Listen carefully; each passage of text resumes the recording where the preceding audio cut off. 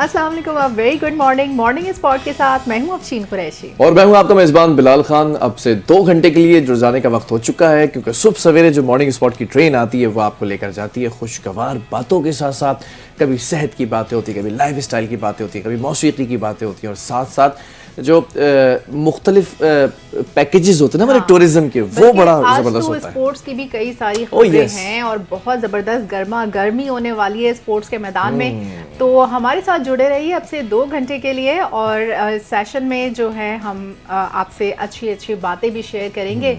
और लेकिन अच्छी अच्छी बातें करने से पहले एक छोटे से ब्रेक पर जाएंगे और थोड़ा सा आज कर पाएंगे ब्रेक इस तरह से कि मॉर्निंग स्पॉट का ब्रेक जो है ट्रेन को लगा, अभी अच्छी बात स्टार्ट कर लेते हैं। अच्छी बात से स्टार्ट कर लेते हैं। और अच्छी बात ये है कि ना आज मेरे भाई ने ना मुझे ऐसी बात समझाई है कि जिंदगी के हर लम्हे में वो आपके लिए ना काम आएगी। और ओके, मुझे भी समझाएं आप। ये बात सुनकर ना मुझे जाहिर है कुछ सीखने को मौका मिला है, क्योंकि बड़ा हो भाई छोटा हो भाई, लेकिन अगर कोई भी आपको अच्छी बात समझा रहा है, कौन कह रहा है ये ना देखें, क्या कह रहा है ये देखें, कह रहा है वो देखें। क्या बात तो क्या है वो मुझे भी समझाएं। जिंदगी में जो कामयाबी का राज है ना, वो सिर्फ मंजिल तक पहुंचना नहीं है, बल्कि हर कदम पर सीखना और खुश रहना भी है।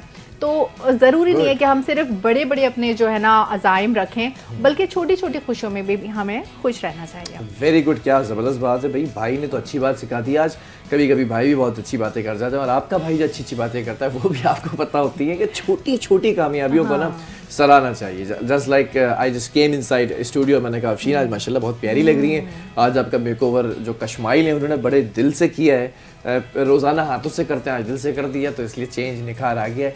बहरहाल इसी तरह अक्सर हम अपनी बड़ी कामयाबियों में इतना मगन हो जाते हैं कि गोल वहाँ सेट किया हुआ होता है, just we want to reach there, और छोटी छोटी चीज़ों को ना इग्नोर करते चले जाते हैं। वो इग्नोरेंस इतनी ज़्यादा बढ़ती चली जाती है कि कभी कभार हमें बड़ी कामयाबी नहीं मिलती तो हम उन चीज़ों को इग्नोर करके डिप्रेशन में चले जाते हैं। बिल्कुल एग्जैक्टली। तो असल में हमें हर छोटी कामयाबी को भी अच्छी तरह से सेलिब्रेट करना चाहिए और ज़िंदगी के हर लम्हे को खुशी से गुजारना चाहिए, क्योंकि यही ज़िंदगी का हुस्न है कि हम हर कामयाबी के सफ़र को खुशी उसमें महसूस करें, क्योंकि ये जो लम्हात है ना ये हमारी ज़िंदगी को मज़ीद खुशगवार बनाते हैं। वेरी गुड, और ये अच्छी बात है। तो आज से एक अज़म कर लेते हैं, और वो अज़म ये करते हैं कि छोटी छोटी चीज़ों पर खुश होंगे, खुशी को मनाएंगे। छोटी कामयाबी होगी तो उसका भी एक जश्न होगा, पुरसुकून रहेंगे और खुशी से जो है वो पूरा दिन गुजारेंगे। फ़ौरन ही हम अपनी टॉप स्टोरीज़ की तरफ जाएंगे, जो हम अपने मॉर्निंग स्पॉट की ट्रेन में सबसे पहले शामिल करते हैं।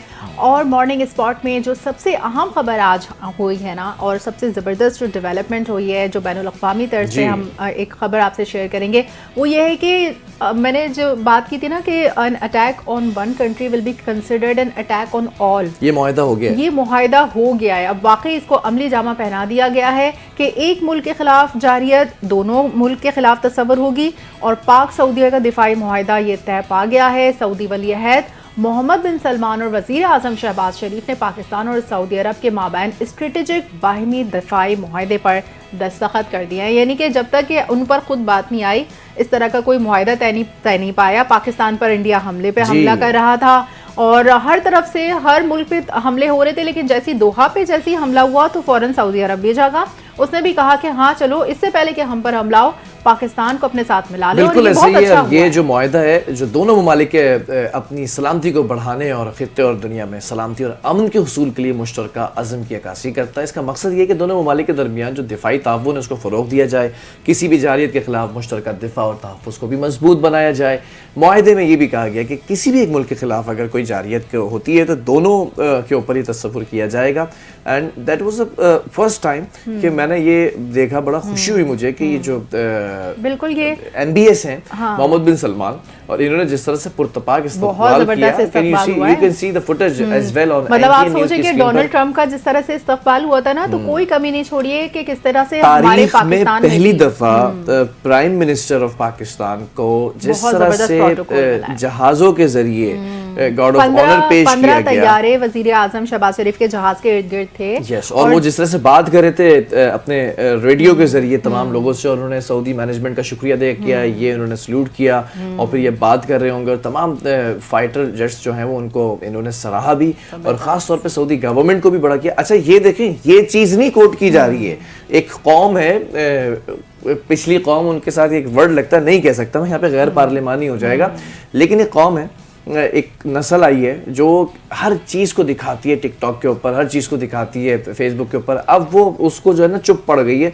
अब उसको नहीं पता चल रहा कि ये शहबाज शरीफ साहब, और शहबाज शरीफ साहब सिर्फ शहबाज शरीफ नहीं है, वो प्राइम मिनिस्टर ऑफ पाकिस्तान है, पीएम पाकिस्तान को इस तरह से प्रोटोकॉल दिया गया। दुनिया की जो बड़ी बड़ी रियासतें हैं उसमें सऊदी अरब भी एक बड़ी रियासत है, गल्फ कंट्रीज की और मुस्लिम ममालिक की, उसमें अगर इतना प्रोटोकॉल मिला तो that's an honour for Pakistan. बिल्कुल। और वजीर आजम का तैयारा जैसे ही सऊदी फिजाई हुदूद में दाखिल हुआ तो सऊदी के F-16 जो तैयारे हैं, 15 लड़ाका तैयारों ने वजीर आजम के तैयारे को अपने हिसार में लिया और शहबाज शरीफ की सऊदी शाही दीवान कसरे यमामा आमद पर शाही प्रोटोकॉल के साथ घुड़सवारों के साथ इस्तकबाल किया है भाई। और सऊदी हुकाम की जानिब से जो वजीर आजम के इस्तकबाल के लिए रिवायती रेड कारपेट होता है ना, उसके बजाय जामनी कारपेट बिछाया गया है, जो कि सिर्फ इंतहाई अहम मेहमानों के लिए मखसूस होता है। तो माजी में अगर हम देखें कि अमरीकी सदर डोनाल्ड ट्रंप का जो दौरे सऊदी अरब था, उसके मौके पर भी इसी नौयत का प्रोटोकॉल दिया गया था, लेकिन वजीर आजम शहबाज शरीफ के सऊदी अरब पहुंचने पर आला सऊदी हुकाम ने इनका पुरतपाक जो इस्तकबाल किया है, जिससे दोनों ममालिक के दरमियान जो है हम स्ट्रेटेजिक, बरादराना और तारीख़ी ताल्लुकात की अक्कासी का मजहर करार देंगे। और ज़रूर ये जो है ना, जो हम चाह रहे थे ना कि एक इस्लामिक ब्लॉक बने ताकि जितनी भी मुस्लिम कंट्रीज़ हैं वो साथ मिलकर इस तरह तो अपने आप को प्रोटेक्ट कर सकें कि हम एक भी कंसिडर हो, हमला तो सब पर हो। It was a wonderful moment जब सऊदी अरब के दारुल हुकूमत रियाज के अंदर हमने देखा कि बुलंद-ओ-बाला इमारतों को सऊदी अरब और पाकिस्तानी परचम के जो रंगों से मुनव्वर कर दिया गया था। इमारतों पर पाकिस्तान का सब्ज, सफेद हिलाली और सितारे वाला परचम जगमगा रहा था, और साथ ही सऊदी अरब का सब्ज परचम भी जगमगा रहा था। पाकिस्तान हो या फिर सऊदी अरब हो, वहां पर दोनों शहरों में शहरी थे, उन्होंने इस अमल को खूब सराहा। और आपको याद रहे कि पाकिस्तान और सऊदी अरब के दरमियान जो दारुल हुकूमत रियाज है, वहां पर जो ये बाहिमी दिफाई मुआहिदा हुआ है, उस वजह से भी ये कौमी परचम दोनों के साथ जो है ना बिल्डिंग पे आवेजा किए गए, स्क्रीनिंग की गई उसकी। तो ये एक बहुत अच्छा खुशाइन मौका है कि पाकिस्तान सऊदी अरब के जो बरादराना ताल्लुकात हैं वो भी मजबूत हों, और साथ ही एक इस्लामिक ब्लॉक ऐसा बन जाए जिसकी वजह से कोई दुश्मन जो है वो मैली आंख से ना देख सके। बिल्कुल। दूसरी तरफ हम देखते हैं कि प्राइम मिनिस्टर एक तरफ जा रहे हैं, पाकिस्तान का नाम रोशन कर रहे हैं, दूसरी तरफ हम देखते हैं कि प्रेसिडेंट ऑफ पाकिस्तान, वो भी किसी से सदर मुमलिकत आसिफ अली जरदारी शंघाई के अंदर अरोमची पहुंच चुके हैं, और सदर मुमलिकत आसिफ अली जरदारी ने गवर्नर अरकन और नायब गवर्नर चंद से भी उन्होंने इस्तकबाल किया, और गवर्नर अरकन ने जो है वो सदर जरदारी की गाड़ी में साथ बैठकर स्टेट गेस्ट हाउस तक छोड़ने वो आए हैं। और सदर मुमलिकत आसिफ अली जरदारी के भी दौरे पर जो है वो पाक चीन इलाकाई ताउन को मजीद ये फरोग मिलेगा, तक़वीयत मिलेगी। चीन और पाकिस्तान के ताल्लुकात की यहाँ पर बात कर रहे हैं, जिसमें सदर आसिफ जरदारी ने अपने चीन के दौरे के दौरान चीन के शहर चेंगडू में पॉलिटिकल ब्यूरो के रुकन और वजीर पब्लिसिटी डिपार्टमेंट ली शोली से भी मुलाकात की थी, और मुलाकात में सियासी, इक़्तिसादी, सकाफती शोबों में दो तरफा ताउन को बढ़ाने पर बात हुई। और सदर आसिफ जरदारी ने सूबे सिचुआन में मेहमान नवाजी और गोल्डन पांडा फोरम का जो कामयाब इनेकाद था उस पर शुक्रिया भी अदा किया, जबकि जो वो ली शोली थे उन्होंने सदर शी जिनपिंग की नेक तमन्नाओं से आगाह किया कि उन्होंने कहा कि पाकिस्तान और चीन हमेशा मजबूत भाई रहेंगे और दुनिया को बारूद नहीं बल्कि किताबों की खुशबू की ज़रूरत है। कितनी ज़बरदस्त बात की है चीन ने कि दुनिया को बारूद की नहीं, किताबों की खुशबू की ज़रूरत की इस वक्त ज़रूरत है। और ज़रूर जो अगर पाकिस्तान चीन भी करीब आ जाएं, जितने मुस्लिम कंट्रीज़ हैं वो भी करीब आ जाएं, चलो रशिया भी करीब आ जाए, तो बचे कौन? सिर्फ इसराइल, अमेरिका और इंडिया, यानी कि वही सारी रियासतें जो हमला करती हैं, जो प्रीएम्प्टिव स्ट्राइक के नाम पर मुस्लिम कंट्रीज को अपने जुल्म का निशाना बनाती हैं। बिल्कुल। और आप ये देखें कि अभी एक बहुत इंपॉर्टेंट स्टोरी को अपनी बात करेंगे हम। कराची से एक वहशी दरिंदा जो है वो मुलजिम पकड़ा गया। उससे पहले मैं कुछ बातें यहाँ पर करना चाहूँगा। पाकिस्तान के अंदर आप देखें कि एक शख्स है जो कि सलाखों के पीछे, और एक उसकी पूरी एक टीम है, वो किस तरह से बॉम्बार्डिंग किया करते थे कि खूबसूरत वजीर आजम, हैंडसम वजीर आजम। अच्छा, एक तासुर ये दिया गया। फिर मैंने सोचा ये सारे जेंजीज जो है वो काबिल तरीन शख्सियत हैं, लोग हैं काबिल तरीन, ये एक नस्ल है, लेकिन इसको किस तरह से ब्रेन वॉश किया गया कि मतलब एक ही वजीर आजम है, इसके अलावा और कोई नहीं है। 90s में अगर आप देखें तो आपको 80s से चलते हैं, अगर आप आए तो 80s में आपको जुल्फ़िकार अली भुट्टो एक करिश्मेटिक पर्सनालिटी मिलते हैं। 90s में अगर आप देखें तो 90s में आपको मोहतरमा बेनज़ीर भुट्टो साहिबा मिलती हैं। फिर उसके बाद अगर आप देखें तो शहबाज शरीफ साहब क्यों मिलते हैं, मैं नवाज शरीफ साहब को इसलिए नहीं कह रहा, शहबाज शरीफ साहब पंजाब के अंदर बड़े फेमस थे, बड़ा काम किया, बिल्कुल उन्होंने काम किया, ये नजर आता है पंजाब में। भाई मैंने जाके खुद ऑब्जर्व किया, Karachi versus Islamabad and red bus, orange बस, पिंक बस, मतलब आप ग्रीनरी को देखें वहां पर तो आपको लगेगा आप किसी और मुल्क में आ गए हैं। फिर उसके बाद हम ये देखते हैं शहबाज शरीफ साहब का अगर नाम लेते हैं 2002 दूसरी दिहाई के अंदर, तो उसके बाद हमें उससे पहले हमें जनरल परवेज मुशर्रफ साहब दिखते हैं, उनकी गवर्नेंस थी। फिर नेमतुल्लाह खान साहब जो कराची के अंदर सर्व करते थे, ने जो कराची में काम किया है वो अभी तक कोई नहीं कर पाया। तामीर कराची के नाम से उन्होंने पैकेज दिया, मुशर्रफ साहब को बताया, मुशर्रफ साहब ने जो है वो उसको अप्रूव किया, उन्होंने कहा कि 45 अरब रुपए की जरूरत है, उन्होंने पैसे दिए, उन्होंने काम किया, सारे प्रोजेक्ट K1 K2 K3 उन्होंने कंप्लीट और एग्जैक्टली। और जो अभी हमारे जो करंट वजीर आजम शहबाज शरीफ हैं, उनको कितना जबरदस्त प्रोटोकॉल मिला सऊदी अरब की जानिब से। मतलब एक शख्स कहा करता था कि मेरे बगैर दुनिया नहीं चलेगी। ऐसा नहीं है, अभी भी काम चल रहे हैं, बल्कि पाकिस्तान के जो तशख़्ख़ुस है वो दुनिया भर में और ज़्यादा उजागर हुआ है, और ज़्यादा ये अच्छा हुआ है पाकिस्तान के लिए। बहरहाल अब हम कुछ बात कर लेते हैं इसके इंटरनल क्राइसिस की। पाकिस्तान में अगर कुछ मसले आ रहे हैं ना, तो वो ये लोकल सतह पर मसले हम देखने में आ रहे हैं। पुलिस वो क्या वाक़या है मुझे बताएं बिलाल, कि क्या हुआ है?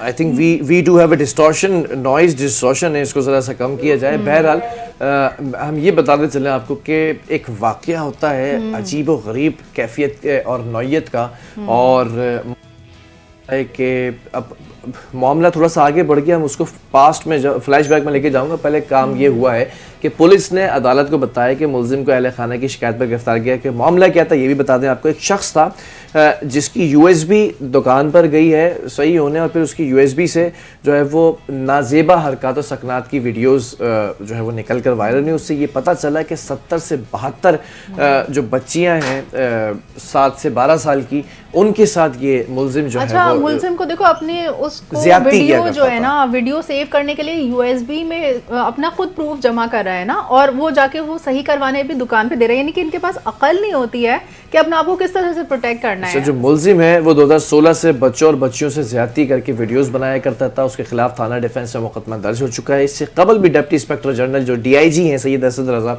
उन्होंने भी पुलिस को जो ये वो तमाम चीज़ें प्रोटोकॉल दिया है कि आप जो चाहे इंटेरोगेशन करें, इन्वेस्टिगेशन करें। जो मुलजिम शब्बीर है उसके कब्जे से एक मोबाइल फ़ोन बरामद हुआ है। अच्छा, इसमें यह भी बताया गया है कि इसके कमरे में 8 से 12 साल की उम्र की नाबालिग बच्चियों के साथ ज़्यादती, जिनसी ज़्यादती की वीडियोस भी मौजूद हैं। ये तमाम चीज़ें जो है वो सामने आ चुकी हैं। ज़रा सा कुछ पोस्टमार्टम कर लेते हैं इसका, क्योंकि हमारे नुमाइंदे हैं, उन्होंने इस मुलजिम से भी जाकर इंटरव्यू किया है, शब्बीर जो मुलजिम है उसके साथ। आपको क्या फाइंडिंग्स हुई हैं इस पर बात करते हैं। ज़िशान मलिक हमारे नुमाइंदा हमारे साथ मौजूद है। ज़िशान, वीडियो लिंक के ज़रिए आपने ज्वाइन कर लिया हमें, और मैं ज़रा ये जानना चाहूँगा, ज़रा शुरू से इसका आगाज़ करते हैं, फिर खुलासा करें कि कहाँ तक पहुँचा ये मामला।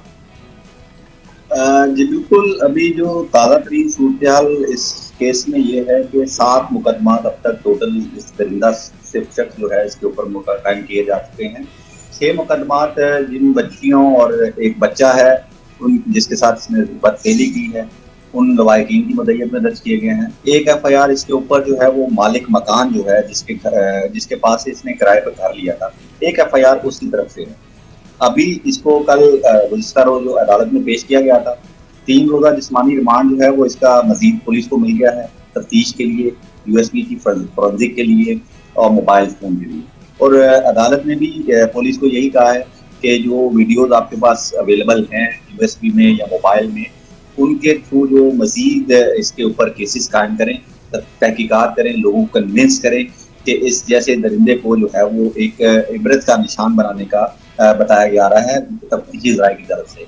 इस केस का आगाज़ जो है वो मैं आपको बताता चलूँ, सन 2016 में शब्बीर अहमद जो है वो कराची में आया, रिहाइश पजीर हुआ। उस वक़्त ये इसका तबाही ताल्लुक जो है वो एतबार से। उस वक़्त ये जो बचत बाजार वगैरह होते हैं वहाँ पर ये स्टॉलों पर काम करता था, स्टॉल लगाता था, लेडीज़ कपड़े की खरीदो फरोख्त करता था वहाँ पर। इसके बाद इसने जो है 2019 से 20 में के दौरान जो है कयूमाबाद के ही इलाके में एक परचून की दुकान खोली, जहाँ से इसने इस घनौने धंधे का आगाज़ किया। चीज लेने वाली जो कमसिन बच्चियां थी, बेसिकली ये लोअर मिडिल क्लास एरिया है, तो यहाँ पर जो बच्चे बच्चियां हैं वो लोअर मिडिल क्लास हैं, उनके जो फैमिलीज हैं लवाकिन है, कुछ जॉब वाले हैं या कुछ जो घरों में काम करने वाली मासियां वगैरह होती हैं उनके बच्चे होते हैं। तो ये एक मतलब इसने एक जाल बिछाया, उनको कम कीमत पर चीजें देना शुरू कर दिया, 100, 50, 200 रुपए का लालच देकर उनसे गैर अखलाकी हरकतें उसी दुकान के अंदर करता था, उसी की वीडियो बनाता था। ये इसी तरह की इसका ये जो सिस्टम था वो चलता रहा। इसको पकड़ा ये इस चक्कर में गया कि एक बच्ची 12 साल बच्ची बताई जाती है पुलिस की जानिब से, ठीक है, 12 साल बच्ची को ये कंटिन्यूसली पिछले 6-8 महीने से ब्लैकमेल कर रहा था। अच्छा। उस बच्ची ने इसके घर से, जो इसने एक कमरे का घर जो किराए पे लिया हुआ था, उस घर से उस बच्ची ने एक यूएसबी उठाई ताकि वो अपनी वीडियो डिलीट कर सके। वो यूएसबी लेकर जब वो बच्ची वहां पर एक दुकानदार के पास गई उसमें से डाटा निकलवाने के लिए, और उस दुकानदार ने जब यूएसबी लगाकर देखा तो उसमें गैर अखलाकी मवाद निकला, जिस पर उसने बच्ची से पास-पुरुष की। बच्ची जो है वो डर के मारे भाग गई। फिर जो मोहल्ला कमेटियां बनी हुई होती हैं इलाकों के अंदर, वो अहले इलाका में इसको आइडेंटिफाई किया गया अहले इलाका की जानिब से, उन्होंने इसको पकड़ा, इसको मारा, फिर उन्होंने पुलिस के हवाले कर दिया तमाम सामान के साथ, जिसमें यूएसबीज हैं, 2 यूएसबी बताई जाती हैं, मोबाइल फोन जब इसका पुलिस ने रिकवर किया तो उसमें भी बहुत सारी वीडियोज थी। जब मैं इसका इंटरव्यू करने गया आज से 3 रोज कबल, उस टाइम मैंने इससे सवाल किया, मैंने कहा यार तुम्हें खुदा का खौफ नहीं आता? तो उसने कहा ये मुझे ये लत जो है मेरी एक दोस्त ने लगाई थी जिसका एक्सीडेंट में इंतकाल हो गया, तो इस लत से मैं बाहर निकल नहीं पाया। मैं मेरा इसके बकौल मुल्जिम के जो बकौल इसका इंटेंशन जो वीडियो बनाने का था, वो कह रहा था कि मुझे बाद में वीडियोस देखकर मजा आता है। एक चीज है जिशान, एक चीज है, ये इस तरह के जो केसेस होते हैं अक्सर ये पाया गया बीइंग अ क्रिमिनोलॉजिस्ट के ये जहनी मरीज भी होते हैं नफ्सियाती तौर पर, एक तो गैर अखलाकी हरकत कर रहे होते हैं, पहले ही ये गुनाहगार होते हैं और फिर आईन पाकिस्तान और कानून ये बताता है कि इनको जल्द अज जल्द सज़ा होनी चाहिए। दूसरी तरफ इनकी जो जहनी बीमारी होती है, वीडियो बनाना, उसको सेव करके रखना, कुछ आपको उसकी हरकत सकना से लगा कि ये वाकई जहनी मरीज है या ड्रग एडिक्टेड है? ये नहीं, ऐसा बिलाल हमारे सामने कुछ नहीं आया। पुलिस ने इसका बाकायदा तौर पर मेडिकल भी कराया है, इसकी मेडिकल रिपोर्ट भी क्लियर है। ना तो ये ड्रग है और ना ही कोई ऐसा जहनी मरीज है, बिल्कुल फिट फाट है, मुकम्मल है, पशेमान भी नहीं है अपनी हरकतों के ऊपर। बस माफी इसने जरूर मांगी है कि मैंने। इस शख्स की उम्र क्या होगी शब्बीर की, मुल्जिम की? इसकी उम्र कोई लगभग 27-28 साल। 28 साल। तो ये कोई पढ़ाई लिखाई या किसी जॉब, इससे इसका कोई ताल्लुक नहीं था? मतलब कुछ रोजगार नहीं था उसका कुछ? बिल्कुल पढ़ा लिखा बिल्कुल भी नहीं है। ये 2016 में एबटाबाद से ये यहाँ पर कराची आया, जिस तरह पाकिस्तान के दूसरे शहरों के लोग कराची में रोजगार के लिए आते हैं, ये भी यहाँ आया। यहाँ आकर मुख्तलिफ जो बचत बाजार हैं वहाँ पे स्टॉल लगाता था। अच्छा। फिर इसने परचून की दुकान पर नौकरी भी की, फिर अपनी परचून की दुकान खोली। आज पिछले 1 साल से जो है जूस का ठेला लगा रहा है कई मवाद के लिए। अच्छा, तो इस तरह से इसका गुजर बसर हो जाता था। तो इससे पहले किसी ने आइडेंटिफाई नहीं किया जहां पर ये मोहल्ले में रहता था? तो किसी ने इसकी इन एक्टिविटीज पर नजर नहीं रखी?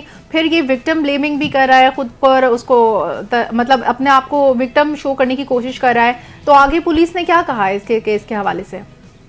देखिए, बच्चे जो होते हैं ना, उनको अगर आप किसी बहुत डरा दें, खौफजदा कर दें, वो बच्चे जितने बच्चों के साथ या बच्चियों के साथ इसने बदफेली की, गैर अखलाकी हरकत की है, ज्यादती की है, वो तमाम तर कमसिन बच्चे थे। उनकी उम्र में आपको जैसे पहले बता चुका हूँ, 8-9 साल, 10 साल, 11 साल, 12 साल।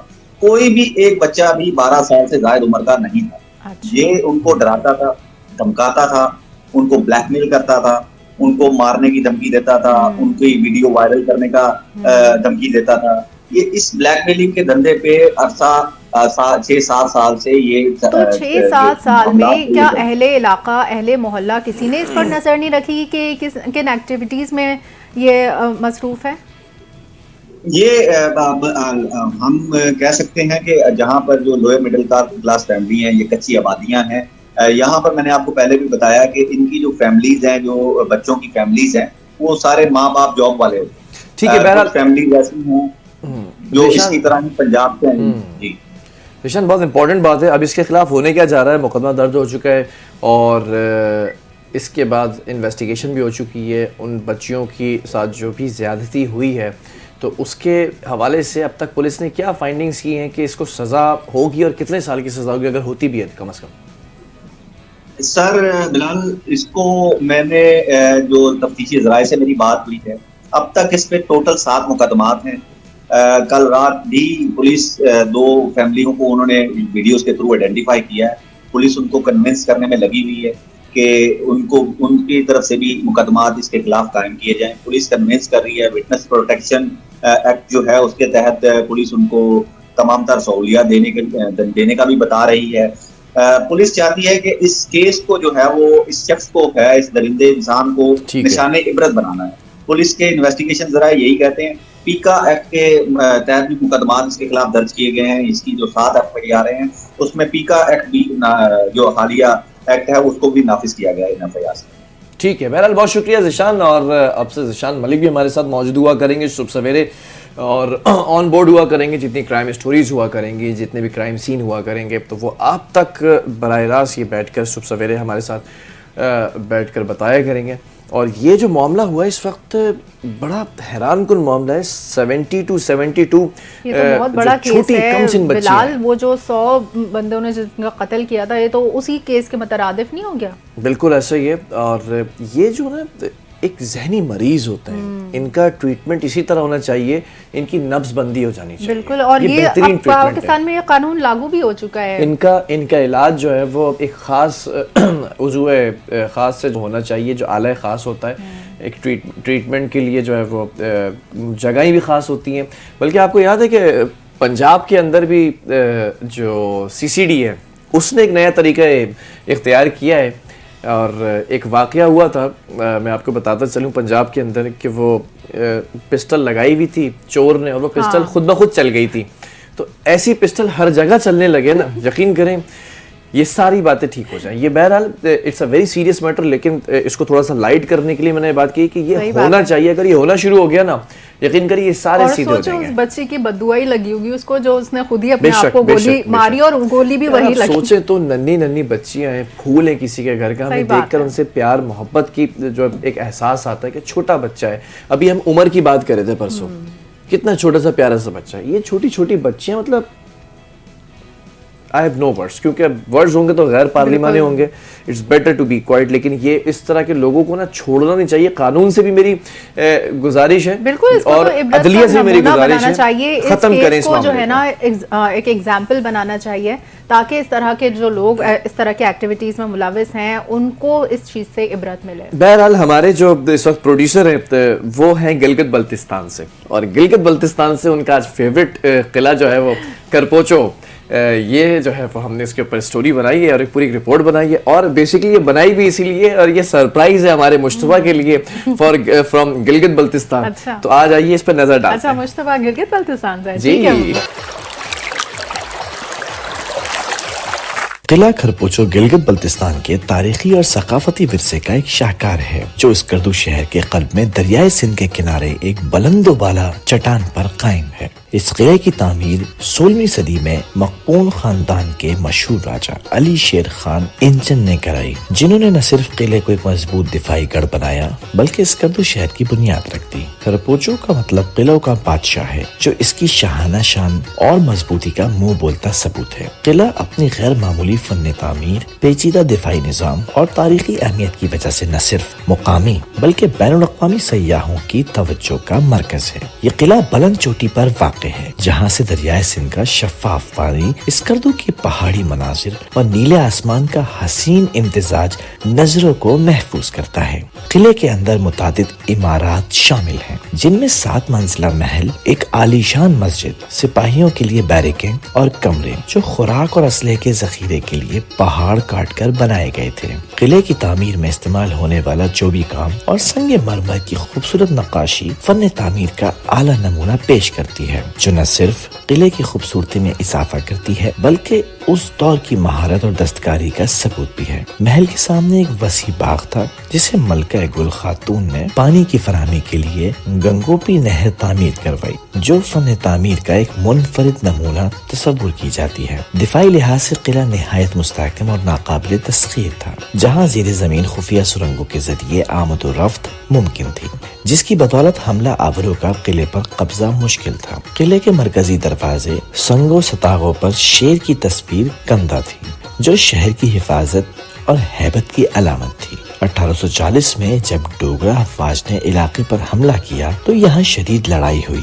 जिसके दौरान किले को आग लगा दी गई। ताहम ये तारीखी यादगार आज भी अपनी शान शौकत के साथ खड़ी है और इलाके की सकाफत और तारीख का मुहाफिज है। किला खरपोचो न सिर्फ एक तारीखी गढ़ है बल्कि बल्तिस्तान की कदीम रियासती जिंदगी, सकाफत और माशरती रवाबित का आकाश भी है। इस किले के तर्ज तामीर, मजबूत दिफाई निज़ाम और उसके इर्द गिर्द की दास्तानें आज भी लोगों को एक जिंदा तारीख का काम करती हैं। सयाह यहाँ आकर न सिर्फ तारीखी हकाइकों को करीब से देखते हैं बल्कि कुदरत के हसीन मनाजिर से भी लुत्फ अंदोज होते हैं, जो इसे गिलगित बल्तिस्तान का एक कीमती असासा बनाते हैं। रिपोर्ट आपने मुलाहिजा की किला खरपोचो जो गिलगित बल्तिस्तान है, इसका आपने तारीखी और सकाफती विरसे का ये शाहकार आपने मुलाहिजा किया है। साथ ही यहाँ पर वक्त हुआ एक ब्रेक, और ब्रेक के बाद हमारे पास कौन गेस्ट है? बिल्कुल, आज एथलीट्स आ रहे हैं और कुछ बॉक्सर्स हमारे साथ मौजूद होंगे और कुछ जेवलिन थ्रो की भी हम बात करेंगे अरशद नदीम के हवाले से भी।